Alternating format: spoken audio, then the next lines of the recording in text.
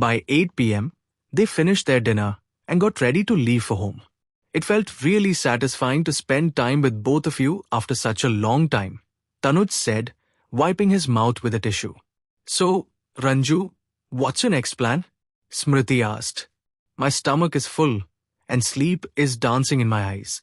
I'm just going home and crashing on my bed, she replied. Just then, Bharat arrived.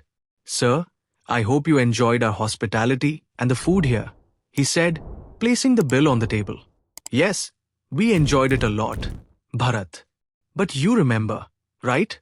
You must eat homemade food. Otherwise, your stomach ache will return, Tanuj reminded him. I remember, sir. That's why I've made a plan. After reaching home, I'll start a fight with my wife. I'll threaten her that she has to learn cooking within a month.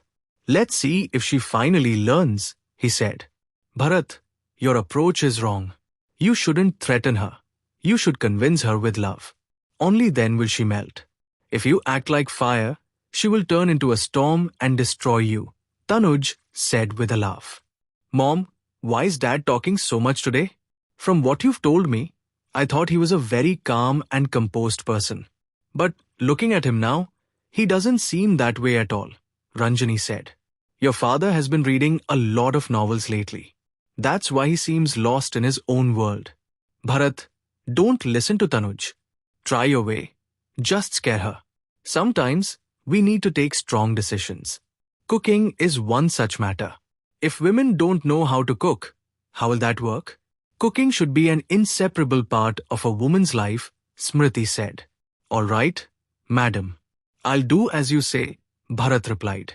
Dad, I'll go pay the bill. You both go ahead. Waiter, come with me. I'll pay for your bill, Ranjani said. As soon as Bharat and Ranjani walked a short distance, she forcefully twisted his shoulder. You built up some crazy story about me in front of Dad. You told him that I only order food online and refuse to learn cooking, she said, hitting him. When did I say that? Your father was talking about the character from the story I made up, he said. Bharat, do you think I'm such a fool? She said, hitting him. If you don't stay quiet, I'll scream loudly, he warned. Let's see how you'll scream in this lift, she said, pulling him inside as she opened the lift doors. The doors closed behind them. Now scream. Let's see, she challenged. Bharat stepped closer to her. Look at the kind of chance God has given me, he said with a smirk. What do you mean? Ranjani asked. Bharat looked at her from head to toe.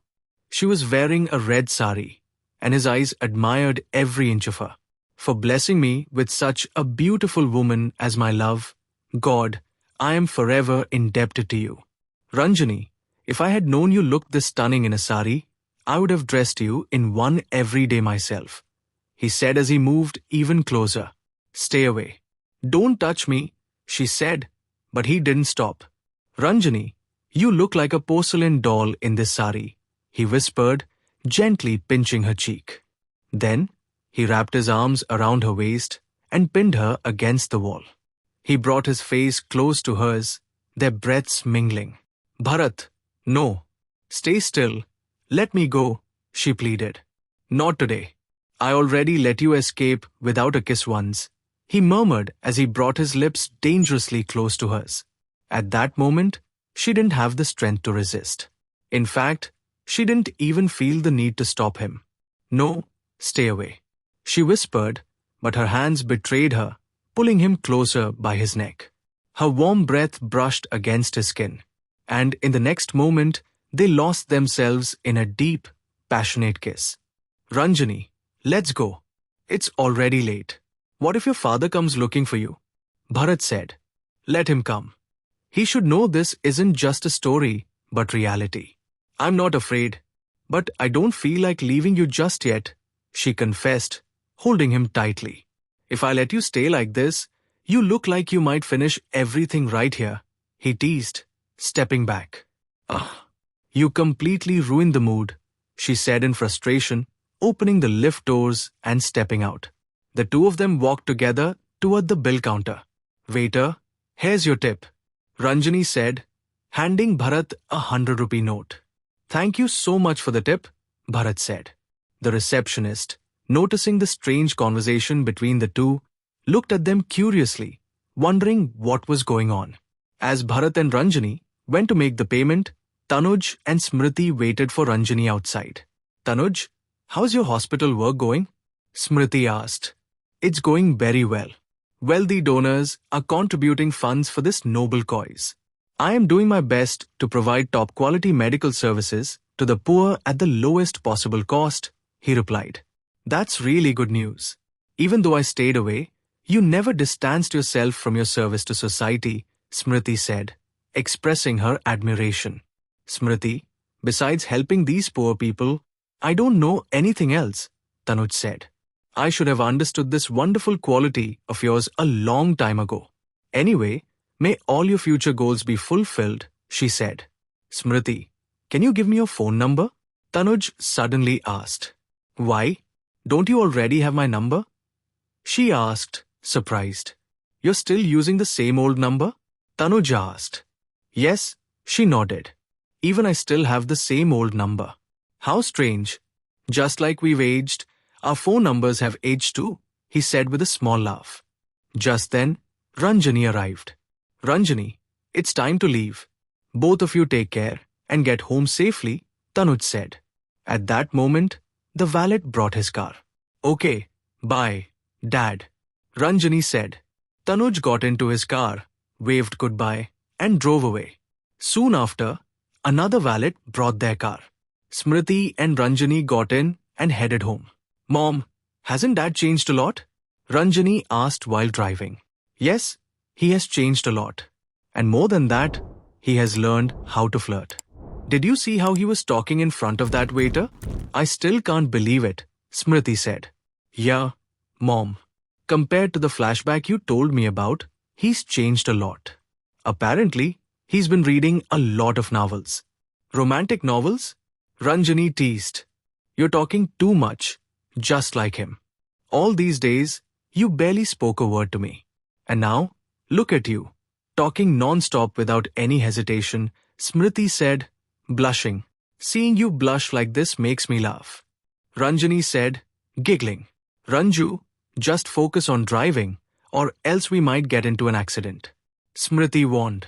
Did you ask for Dad's number? Ranjani asked. Yes, I did. He still has the same old number. Looks like even his number is aging, just like him, Smriti joked. Mom, come on. If you needed his number, I could have given it to you. I had it all along. But you wanted to ask him yourself, didn't you? Ranjani teased her again, making Smriti blush even more. Ranju, be quiet, that's enough. Smriti said, unable to contain her embarrassment, and started laughing. Yes, I had that wish too. So what now? She admitted. Wow. So finally, you still have feelings for Dad. Now tell me, when are you going to propose to him again? Ranjani teased. Hearing that, Ranjani suddenly pulled the car to the side of the road, her face filled with surprise. Mom, do you know what an amazing opportunity I have now? I'll get to see you propose to Dad. How many people get to witness something like this? I'll even get to see you both get married again, she said excitedly, overjoyed at the thought. Enough. Stop it. How long are you going to keep teasing me? Smriti said, covering her face with both hands. Ranjani, filled with joy, hugged her mother tightly. Laughing together, they drove home. At 9:30 p.m., Smriti turned off the lights and lay down. Sleep filled her eyes, but the rekindled emotions of love were battling against it, refusing to let her rest. Memories of Tanuj kept flashing through her mind. He said he never changed his phone number. But I don't even remember his number anymore. What a fool I am, she thought. Should I ask Ranjani for it? If I ask her, she'll tease me endlessly. No, I won't ask her, she decided. What if I call his hospital and ask for it? Thinking so, she searched online, found the hospital's website, got their number, and called. Hello, a nurse answered. Is Dr. Tanuj available? Smriti asked. No, ma'am. He'll be here tomorrow. Is it an emergency? The nurse inquired. No emergency.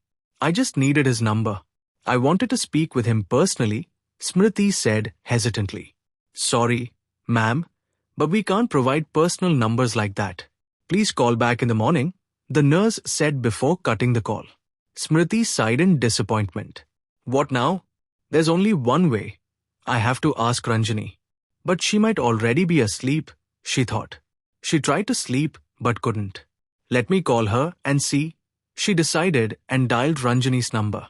To her surprise, Ranjani picked up after just one ring. Ranju, are you asleep? Smriti asked. No, tell me. What do you need? Ranjani asked. But suddenly, Smriti felt embarrassed to ask for the number. She hesitated, feeling shy and awkward. Oh, nothing. I just called to check if you were asleep or not, she said. Okay, Ranjani replied and cut the call. Disappointment struck Smriti again. She won't even understand why I really called. I should just go to her room and take her phone myself. That'll teach her a lesson, she thought, opening her bedroom door. But then, she changed her mind. No, let it be. I shouldn't disturb her. I'll just go to the hospital tomorrow and meet Tanuj myself, she decided and shut the door again. Just then, her phone rang. Tell me, Ranju, Smriti answered. Mom, after I cut the call, shouldn't you have called back? Couldn't you just ask for Dad's number and say you wanted to talk to him? Look at you acting all shy now. And yet, you both separated, Ranjani said teasingly. Stop talking nonsense. If I need his number, I'll ask him directly. There's nothing right now, Smriti replied. I thought you called to ask for Dad's number. All right, I'll hang up then, Ranjani said. Ranju, wait. Just message me his number, Smriti said in a soft voice. Oh, now you're coming around. Funny how you called me to ask for Dad's number. But what if you also called me asking for yours? Now I don't know what to do. Should I send you his number or send him yours? Ranjani laughed. I'm completely at your mercy today. Just do something, Smriti said in frustration and cut the call. But as soon as she did, she blushed and laughed to herself. A moment later, Ranjani forwarded Tanuj's number to Smriti's phone. At the bottom of the message, she had written, Don't talk for too long. If you do, you'll fall asleep in front of the judge while arguing in court tomorrow. Smriti replied, Okay, just 10 minutes. Ranjani texted back, I'll come to your room in 10 minutes. If you're still awake, that is. Fine. Tonight, you have the upper hand. Let's do it your way, Smriti replied and then dialed Tanuj's number. Tanuj, she said softly. Who is this? I can't recognize the voice, Tanuj responded playfully. You really don't recognize me? Or are you just pretending? Maybe a little of both, he teased. What novels have you been reading? Tell me, I'll read them too, she joked. If I tell you that, all my secrets will be out. Fine, keep your secrets to yourself. I don't need to know, she said in a mock-angry voice. Don't get mad over something so small. You forgot my number, didn't you? Ranjani told me. You just called her to ask for it, didn't you? How could you forget me so easily? You are such a fool, Tanuj said. Why? Ranjani messaged me right after you called her. She told me you also asked my number to her. She already told you everything? Just wait till tomorrow. If she doesn't learn to cook, I'll make sure she fasts the whole day. Then she'll understand. Poor girl, let it go. She just wanted all three of us to spend time together. That's why she did all this. Yes, you're right. She has such an innocent heart. Just like you, he said. Tanuj, how much are you going to flirt? Anyway, listen, I called to tell you that tomorrow, let's meet at the same restaurant. I need to discuss something with you, she said. About what? I've been thinking. Maybe I can help with your charity work in some way. Some of my friends donate to causes like this. I'll ask them tomorrow if they're willing to contribute. If not, I'll come alone and give you a check myself. Finally, you understand me, he said.